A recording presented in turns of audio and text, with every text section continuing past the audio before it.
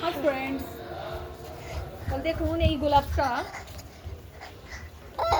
এটা পিটুনিয়া।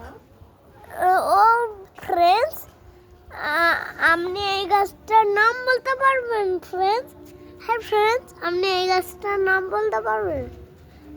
হ্যাঁ, এই দেখুন, এটা petunia. This is called petunia. What? This is called petunia. ওই বেগুনি ফলটা ওইটা দেখা? হ্যাঁ। বাবা, this is called petunia. This is petunia. This ये গাছ।